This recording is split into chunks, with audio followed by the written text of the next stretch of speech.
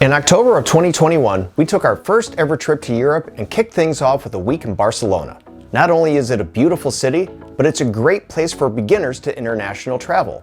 In this video, I'll not only share why Barcelona is a great choice for your first European trip, but also where we went, what we learned, and what we would do different in beautiful Barcelona.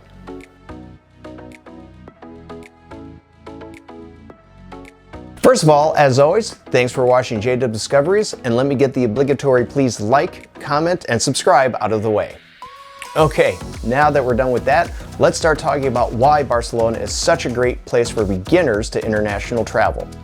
For me, the number one thing anywhere I travel is how easy can I get around. And in my opinion, Barcelona has some of the best, easiest to use public transportation of anywhere that I've traveled.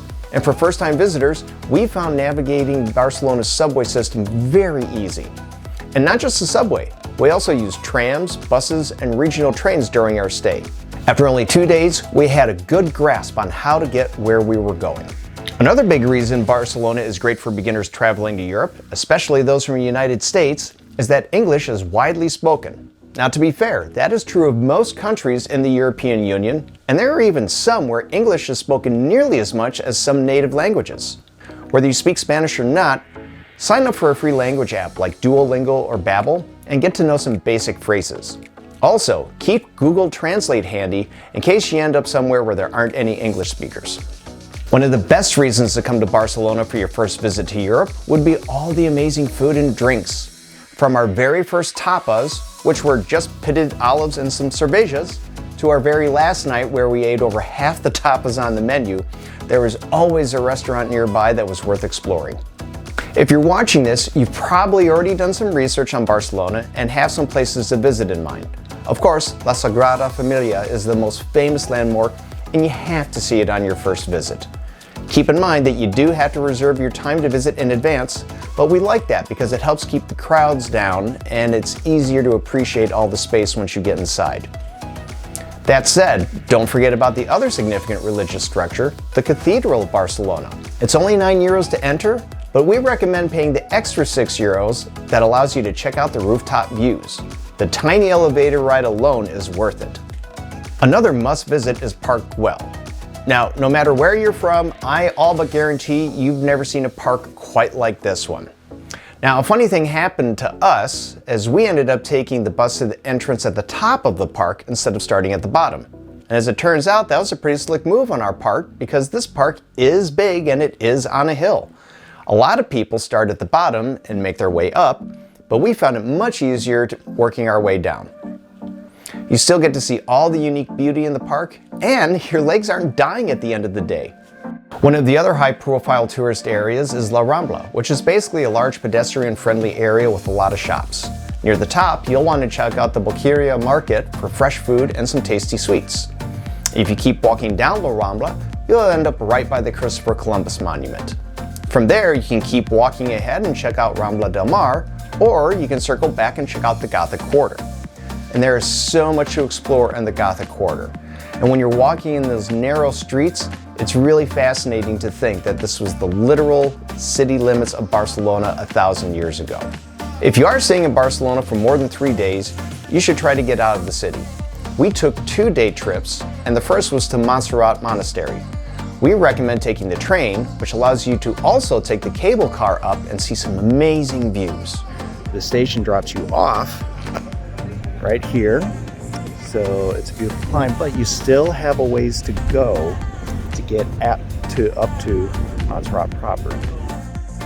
Another tip that I would offer would be come up here early. So we took the first train out of Barcelona, left at 8:36, got here 9:36, got on the first cable car right up here right away, and we wandered around the Basilica. We saw the Black Madonna, and because the lines were short, we didn't have to wait too long.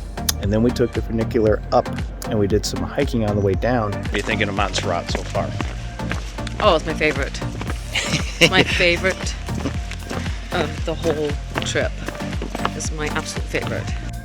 Our other day trip was just down the coast to Sitges, a small but fun beach town. It is fun just to walk around aimlessly sometimes, and Sitges provided us with plenty of stops, including a little beach time. So what did we learn after nearly a full week in this beautiful city? Our first takeaway is that we love going on bike tours. They're smaller groups than you see on a bus tour. You get to know your guides better. You cover more ground than a walking tour, and they're just plain fun. In fact, most operators offer electric assist bikes as well, so you don't have to worry about being a pro cyclist in order to keep up with the group. Another activity we love that we highly recommend is to sign up for a local cooking class. Not only are you making local delicacies, but you also get to spend time with visitors from other countries. We made paella with a group of Americans, Germans, and Moroccans. It was a really fun and friendly group, and of course our chef was excellent. We were reminded that location is everything. Originally, we were going to stay near the beach, but we found that by getting a hotel near the city center, we had so much more that was within walking distance. You might pay a little bit more, but you're saving time getting to and from everything that you want to see. So what would we do differently? Besides staying another week, not that much. We did so much, I nearly wore us out.